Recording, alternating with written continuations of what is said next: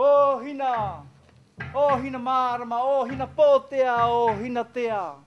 A whao te tutu te apa a, te tupu ai tū. A van a, te whanau marama. A van a te mau pitu. O hina e, a van a. Mama, vai te potua tiritini. Mama, vai te potua mano. E mana katoa e. E mana ka whaatawaroha. E na hoi te mana ka.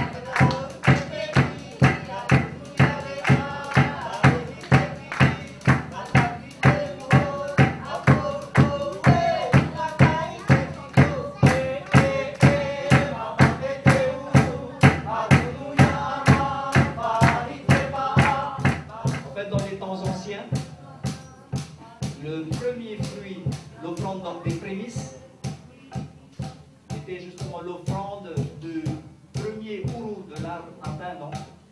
Et le cœur que vous voyez ici, le cœur là, c'est la partie non comestible, s'appelle justement le hune.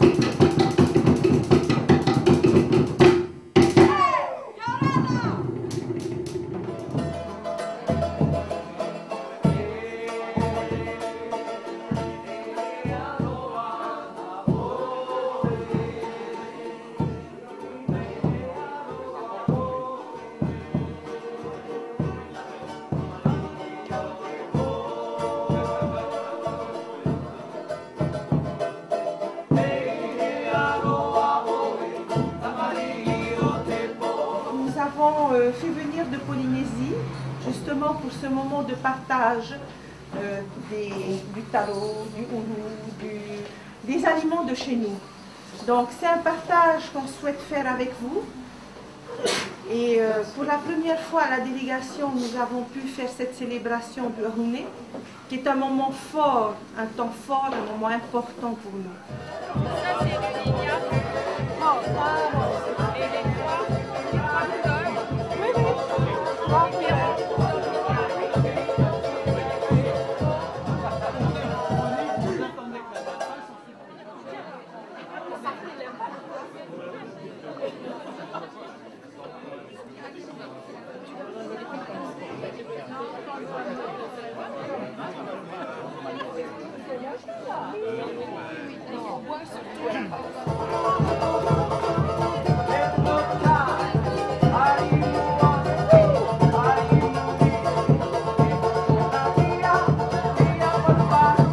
polynésien ont su, depuis pratiquement une dizaine d'années maintenant, faire revivre les maraillés, lieux sacrés des cérémonies coutumières de leurs anciens. Alors ils sont en train de le faire aujourd'hui, c'est très bien ce qu'ils sont en train de faire, et comme ça a été souligné tout à l'heure par le responsable, que c'est aussi pour la jeunesse.